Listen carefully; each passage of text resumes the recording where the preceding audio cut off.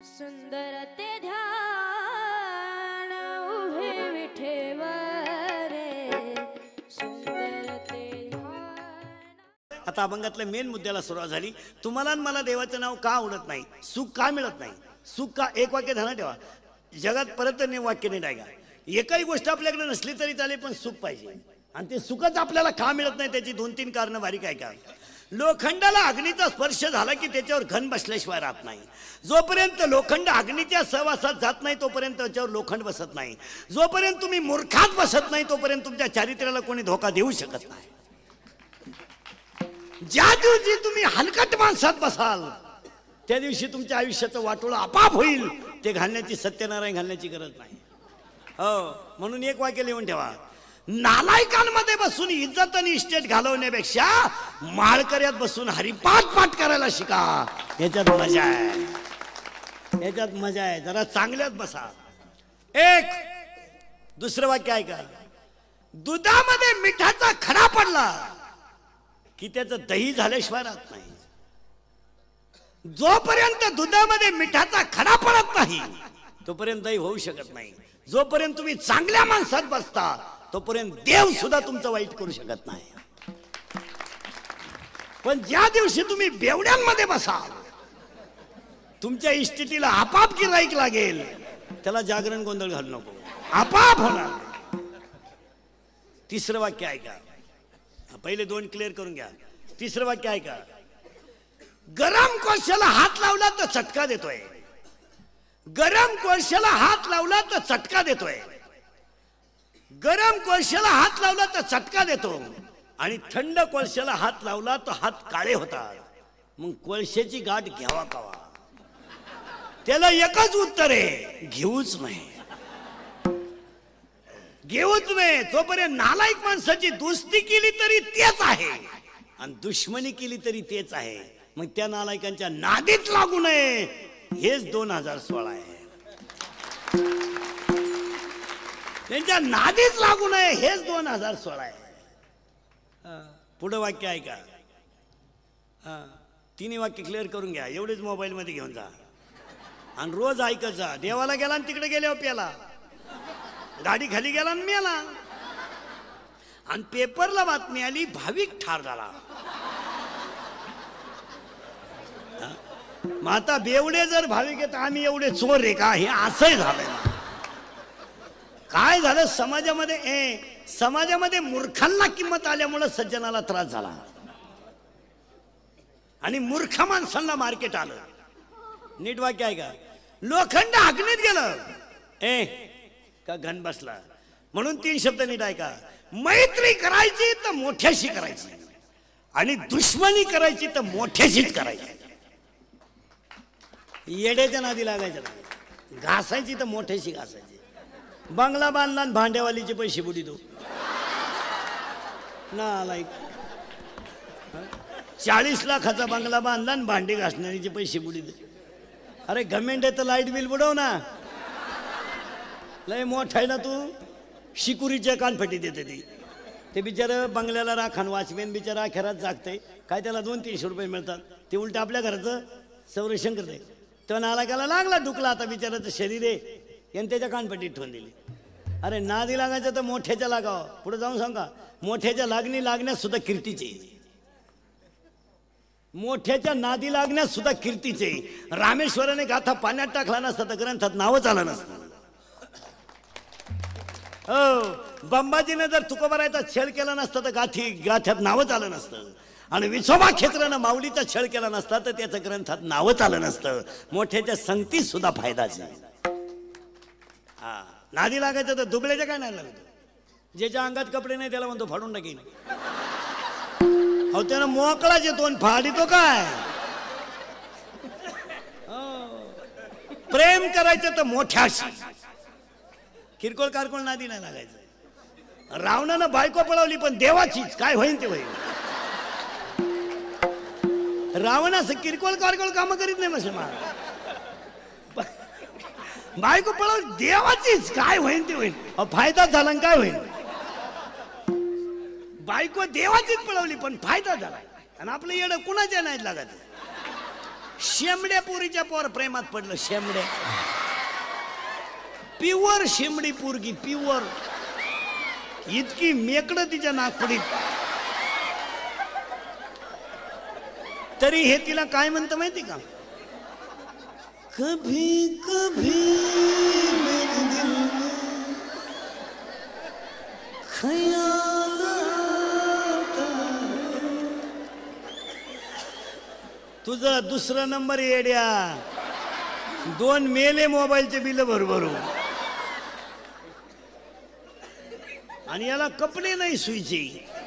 तरी हे तिला म्हणतो हमें और जीने की साहस न होती अगर तुम न होती. चैनवर वर चालला प्रेम करायला शेंबड्या. बंगरी नाही तर मोठ्या. मांजरीच्या पिलाला सगळ्यात मोठा धोका बोक्यापासून. मांजरीच्या पिलाला सगळ्यात मोठा धोका बोक्यापासून. सापाच्या पिलाला सगळ्यात मोठा धोका त्याच्या आईपासून. आणि तुम्हाला आणि मला सगळ्यात मोठा धोका 3 माणसांपासून. 1 मित्र, 2 भाऊबंद आणि 3 पाहुणे रावळे. डेंजर नालायक तिघच्या तिघावी. आजपासून कीर्तन संपल्यावर घरी जाताना प्रत्येकानं आपली मित्र तपासायची आणि त्याला हे सांगायचं तुझी माझी शेवटची भेट. परत आपली गाठ घ्यायची नाही. तर म्हणलं तू माझ्या गाडीवाला पायी पायी आहे जमणार. एक वाक्य सांगतो नीट आहे का? 60% लोकांचं आयुष्य केवळ मित्रांमुळे बर्बाद झालं महाराज. 60% आयुष्य उद्ध्वस्त फक्त मित्रांमुळे. मित्र माळकरी असावा, मित्र पखवाजा असावा, मित्र गायक असावा, मित्र कीर्तनकार असावा, मित्र व्यापारी असावा, किमान मित्र नीतिबाज तरी असावा. नालायक मित्र आपलं. आपण एमएला आहे एमएला आणि दुसरी 12वी पोराशी करतो. आपल्या मित्राची लेवल तुझा तशी असावा. आपला मित्र सुद्धा 80-85% वाला असावा जो कधीच पास झाला नाही. त्याची दुस्ती करून काय करतो? एक मित्र. मित्रापासून सावध. सांगा मला आपल्याला प्यायला कोण शिकवली? मित्रांनी. प्यायला कोण शिकवली? मित्रांनी. आपल्याला गोवा खायला कोण लावलं? मित्रांनी. आपल्याला वाईट गोष्टी घेऊन गेला कोण? मित्र. आणि आज आपल्या जमिनीला गिराईक आणलं कोणी? मित्रांनीच. कधी ध्यानात यायचं मित्र असा. नीट बस. मित्र असावा तर मित्र असावा तर 4 गोष्टीचं कल्याण करणारा असावा, नाही तर नसावाच. अभ्यास कर म्हणणारा मित्र असावा. अभ्यास करून कोणचं बरं झालंय असा मित्र नसावा. तुम्हाला मोठ्याचं उदाहरण सांगतो. मोबाईलमध्ये घेऊन जा. एवढं उदाहरण रोज ऐका आणि आपल्याच आयुष्यात आपली माणसं किती धोकादायक आहेत तेवढंच ऐका. 4,30,000 माणसं रावणाच्या घरात होती. 4,30,000. 80,000 बायका होत्या. 1,00,000 पोरं होते. 180. 1,25,000 नातू होते. 3,05,000 आणि 1,25,000 पंतू होते. 4,30,000. 4,30,000 माणसं रावणाच्या घरात होती महाराज. लंका सोन्याची होती त्याची. त्याचं किरकोळ श्रीमंत नव्हतं. संस्था काढून श्रीमंत नव्हतं. ते घामानं श्रीमंत होतं. हे आपलं. आपण काय ते श्रीमंत? आपण दरिद्री. ओरिजिनल श्रीमंत होता रावण. ओरिजिनल. की लंका सोन्याची होती. लंका. इथं म्हाताऱ्याच्या बोटात अंगठी होती. बाप मिळाला. यांनी बोट कापून घेतलं. अंगठी निघालं फुगलं शरीर. त्याची आज हे बापांचे 10वे बिवे बंद होणार आहेत आता 5 वर्षाला. बंद. उगता देणार लोक बामणाला दावा. उगता पॅकेज. कावळाय तूच आण आणि भातही तूच शिजव. चाल. आणि चमन आहे तूच कर. काय डोक्याला फरक नको. तुला नाही कोणी भेटलं ज्याचं प्रवचन ठुलंय त्याचा कर. काळ नालाय काला महाराज. हो काळ बदललाय. रावणाला 4 लाख बारीक आहे का उदाहरण ती आपला घोटाळा कोणी केला आहे का 4,30,000 माणसं रावणाच्या घरात होती महाराज पण बसलेली माणसं बारीक आहे का रावणाला इंद्रजित नावाचा मुलगा होता आणि इंद्रजित नावाचा मुलगा त्यानं 14 वेळा इंद्राला हरवलं होतं महाराज आणि रावण त्याच्या जीवावर उड्या आणत होता फक्त मुलाच्या फक्त इंद्रजित कसा मरेल हे त्याच्या चुलत्याला माहित होतं बिभीषणाला म्हणून चुलता होता तो त्याच्या बापाचा भाऊ ना आजेचा पोऱ्या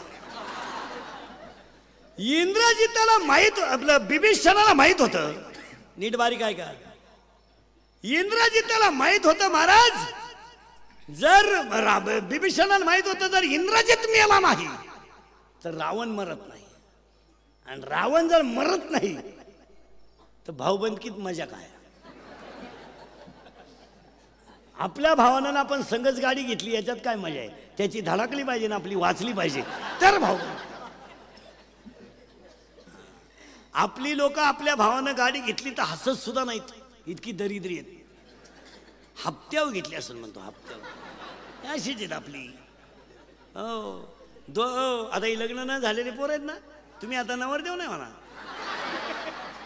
तुम्ही आता असेच बजाव शांताबाई मोठला 2 वर्षापूर्वी लग्न झाल्यावर सत्यनारायण घालायचे आता जमलं तरी सत्यनारायण घालायची पळी आली जमलं बा 35 नवरदेव आहेत आपल्याकडे 35 15 राहिले मारायला जोडीदारांचे ऑपरेशन झाले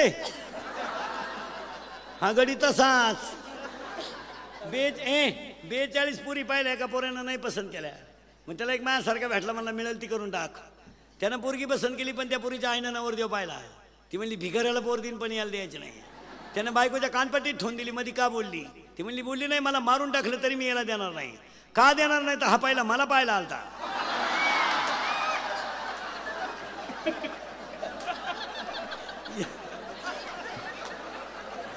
याला नाही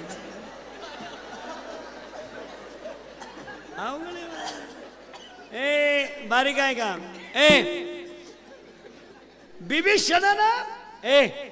बिभीषणाने रामाला गाठवलं बारीक आहे का आपण कुठं चालू 3 माणसं धोकादायक आहेत मित्र भाऊबंद आणि पाहुणेराव बिभीषण रामाकडे गेला आणि रामाला त्यानं सांगितलं तुमच्या खानदानी तुमच्याकडून रावण मारणार नाही तुम्हाला इंद्रजित मारावं लागेल आणि इंद्रजित मिळाला तरच रावण मिळेल चुलत्यानं मीटिंग घेतली पुतण्या मारायची मीटिंग धाब्यावर नाही झाली मीटिंग चकना चुकना खाऊन नाही झाली नळ्या नळ्या खांड खुंड खाऊन नाही झाली मीटिंग डोळे उघडे ठेवून झाली फक्त बिभीषणानं रामाला सांगितलं तुम्ही दुसऱ्याला मारता तसं इंद्रजिताला मारू नका इंद्रजिताच्या हातात इतकी ताकद आहे महाराज जर कधी इंद्रजिताच्या हातात धनुष्य आलं आणि त्याने जर बाण लावला धनुष्याला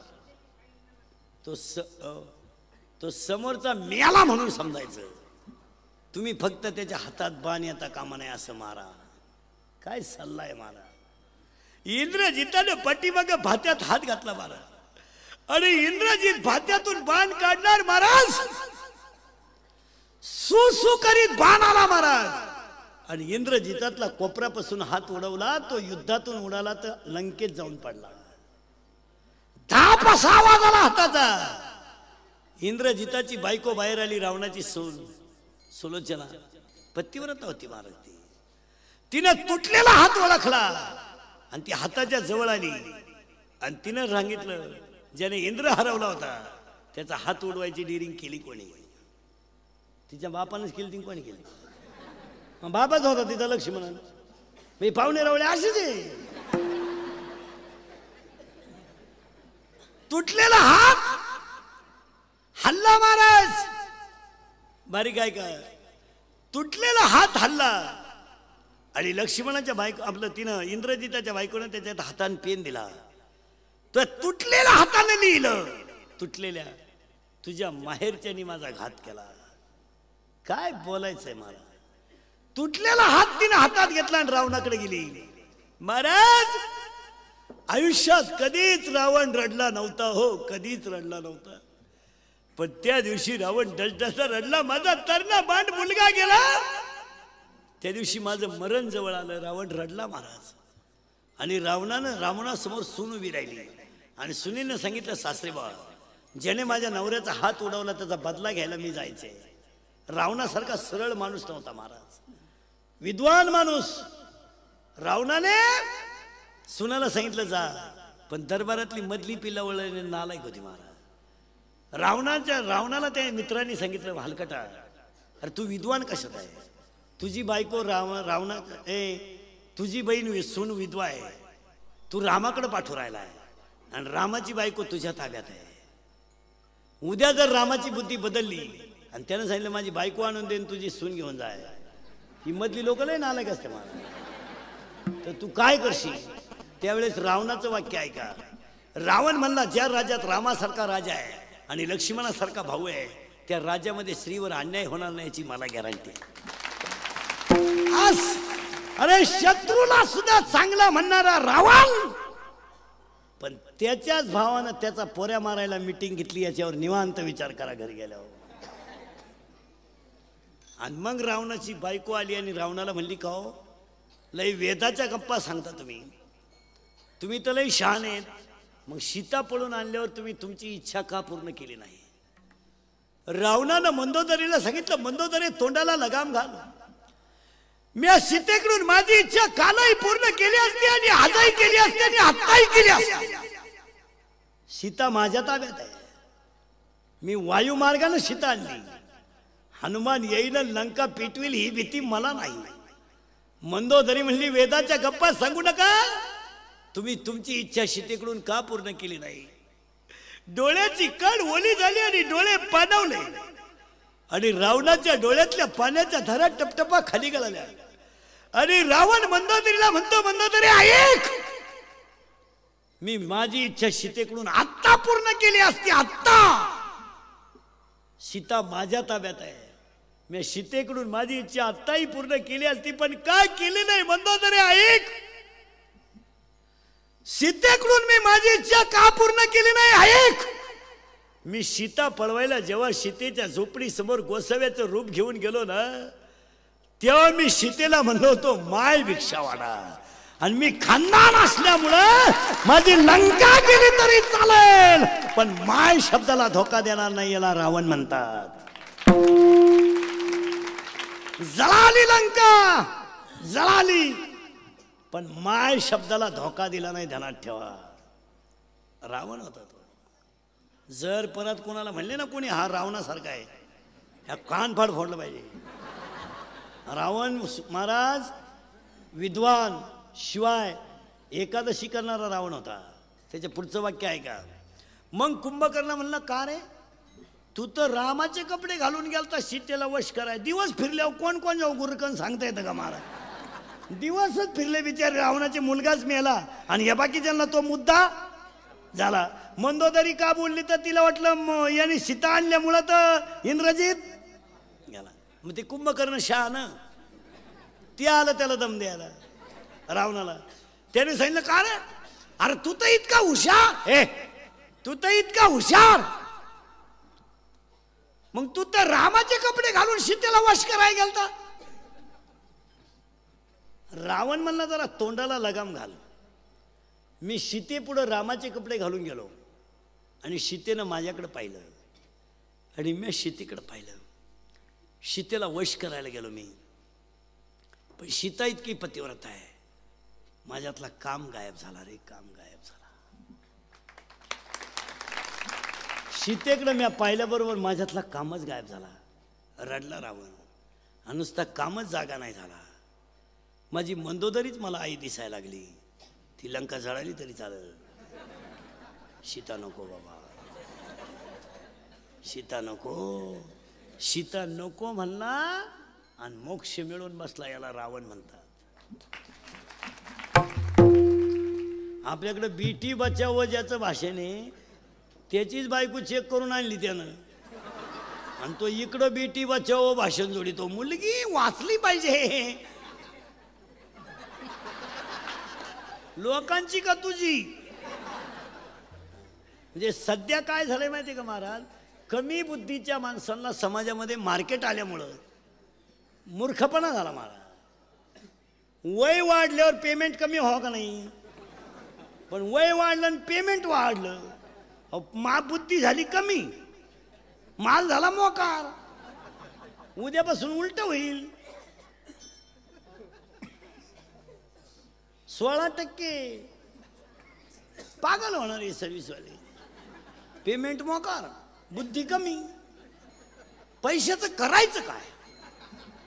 अक्कल नाही खर्चायची, आणि पैसा तर आपण. त्यानं मिवणीला बंगला बांधून दिला, मग मिवणीनं बंगल्याला नाव दिलं प्रयत्न.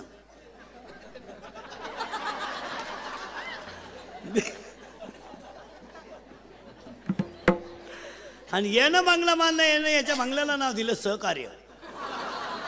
म्हणजे यानं केलं सहकार्य, मिवणीनं केला प्रयत्न. मग याच्या पोरानं गाडी घेतली आणि तिच्यावर नाव लिहिलं सत्यानाश. होणारच ना. हो, थोडस माग जायचं. तुम्ही म्हणाल माग म्हणजे पुढे नेता का आम्हाला? मी तुम्हाला अर्ध्या तासापूर्वी इथं ठेवलंय का लोखंड अग्नीत गेलं का म्हणून 2015ला या खटोड परिवाराच्या कार्यक्रमाच्या शेवटच्या म्हणजे वर्षाच्या शेवटी आणि कार्यक्रमाच्या पहिल्या संकल्पाला खटोड परिवार आणि आमचे महाराज भरत महाराज यांच्याच्याने एवढं चाललेलं नियोजन. 2015ला प्रत्येक माणसाने एक संकल्प करा. आजपासून आयुष्यामध्ये माझ्या घरात एक वेळ भाजीला तेल नसलं तरी चालेल, एक वेळेस माझ्या अंग शर्टाला इस्त्री नसली तरी चालेल, पण माझ्या ईश्वरासारखे आईबाप माझ्या घरातच मरतील, एवढा संकल्प करा. अरे एवढ्या शाळा निघल्यात, एवढी कॉलेज निघली, तर महाराष्ट्रातल्या मातीला वृद्धाश्रम हा कलंक का लागावा? प्रश्नचिन्ह आहे. तर सुशिक्षित मंडळी डोके जागेवर ठेवून ऐका. एक वाक्य सांगू, महाराष्ट्रातल्या मातीत तरी वृद्धाश्रम ही कल्पना नसावा. सांगा पोरांनो, महाराष्ट्रात वृद्धाश्रम असावा? अजिबात नसावा. आपण शिवाजीच्या संभाजीच्या राज्यातले 96 कुळी खानदान मावळे आहेत. आपल्या बापानं आपली फी भरली, आपला बाप वृद्धाश्रमात आहे, तुम्ही उनीचं डोनेशन भरतो? अजिबात. आपला बाप एक वेळेस आपल्या बापाला कालवण नसलं तरी तो मान्य करेल, एक वेळेस त्याला तुम्ही अंघोळीला पाणी नाही दिलं तरी तो मान्य करेल, पण तो तुमच्यापासून दूर राहणं कधी मान्य करणार नाही. आणि प्रत्येक सुशिक्षितानं जर आपला बाप सांभाळायचं ठरलं तर या खटोड प्रतिष्ठानच्या कार्यक्रमाला यश आल्यासारखं होईल. नाही तर त्या बिचारानं पैसे कुठं घालावं त्याला सुधाराने. एवढा मोठा खर्च करायचा माणूस उलटा तगडा आहे म्हणून जमलं नाही तर मरल नाही का? हाय त्या बिचाऱ्याकडे घालतंय.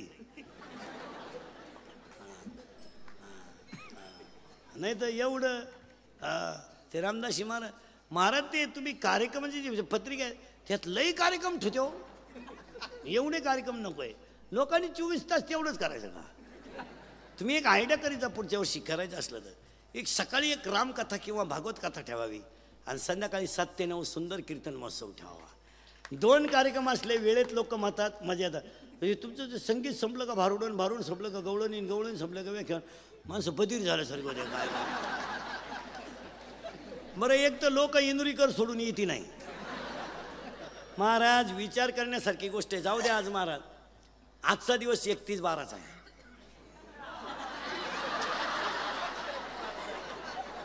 31/12 आहे बरोबर आहे ना? हॅपी न्यू इयरचा आहे महाराज. गेल्या वर्षीपेक्षा आज लोक जास्त आहेत. आणि पाया पडून सांगतो बसणाऱ्या लोकांना कीर्तनात पाया पडतो. ए पाया पडतो कीर्तनात तुमच्या. खरं सांगतो महाराज, तुम्ही मला महाराज म्हणावा, माझी तारीख घ्यावा, माझ्या पाया पडावा, मला मानावा, म्हणून मी कीर्तनात कधी वाईट नाही बोलणार महाराज. मी कीर्तनाला कटाळलेला माणूस. मला फेट्याकडे पाहिलं तरी मुंगे येते. आता नको लय आरडलो माझी महाराज, कॅपॅसिटी संपली. माईकवर बोलून बोलून आहे ना माझं हातून तोंड सडलं अख्खं. 6 तास उभा, म्हणजे 6 तास बोलतो मी रोज. मी सहज 3 कीर्तन करतो रोज, सहज. आता हे 3रं आहे सकाळपासून.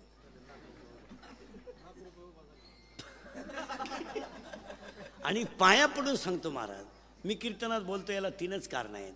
तुमचं चांगलं व्हावा म्हणून वाईट बोलेन. दुसरं वाक्य, मी तुमचं आहे तुम्हाला बोललंच पाहिजे आणि तुम्ही आमचे नियम ऐकलं पाहिजे. आणि 3रं वाक्य, बसणारी माणसं, मी तुमच्या मुलासारखं आहे, तुम्ही माझ्या मायबापासारखे आहेत. मी तुमच्या मुलासारखं आहे, तुम्ही माझ्या मायबापासारखे आहेत. मी तुमचा मुलगा म्हणून माझं एखादं वाक्य तुम्हाला वाईट वाटेल, पण तेच वाक्य भविष्यात फायद्याचं ठरेल, ध्यानात ठेवा. 2015च्या खटोड प्रतिष्ठानच्या कार्यक्रमात प्रत्येकानं आपल्या आईबापाला भाकर घालण्याचा संकल्प करा. ही भगवंताची सेवा घडेल. 2 तरुण पोरं मजा हाणा जीवनात, पुन्हा यायचं नाही जन्माला. असं डोक्याला तेल लाव, 3 किलोमीटर वास गेला पाहिजे. असा बूट घाल पायात, अख्खं बीड म्हणलं पाहिजे कुठं मिळतो. अख्खा शर्ट शिवा अंगात, फक्त इंद्रिकरचं वाक्य लिहून ठेवा. कष्ट करा आणि नीती ठेवा, लक्ष्मी तुमच्या मागे येईल.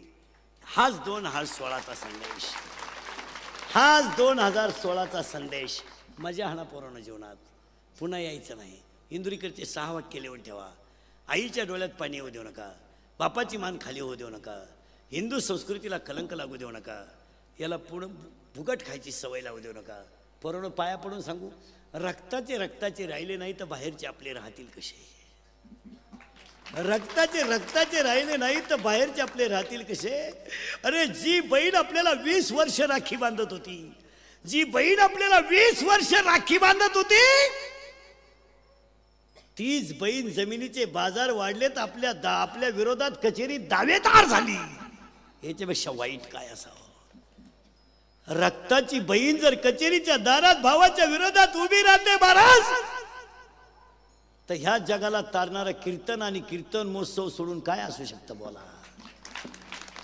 पोरांनो नाही राहिलं पुणे आपलं. एक वाक्य सांगू पोरांनो, पाया पडतो तुमच्या, मी मरल ना मारा, म्हणजे मरणार नाही 5-25 वर्ष, पण पोरांनो नीट आहे का?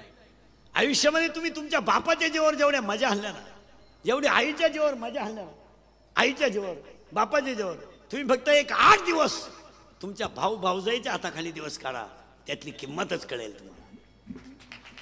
एक 8 दिवस बापाच्या घरात फक्त फुकट खा, भावाच्या घरात फुकट, आणि भाऊजाईच्या हाताखाली 8 दिवस भाकरी खा फक्त फुकट. मग मला सांगा, भाऊजाई जर 8 दिवस भाकरी घालू शकत नसेल, तर आमच्या ईश्वरासारख्या आईनं आम्हाला 22 वर्ष कसं सांभाळलं असेल? कसं सांभाळलं असेल? अरे तेल नव्हतं तिच्या डोक्याला, तेल.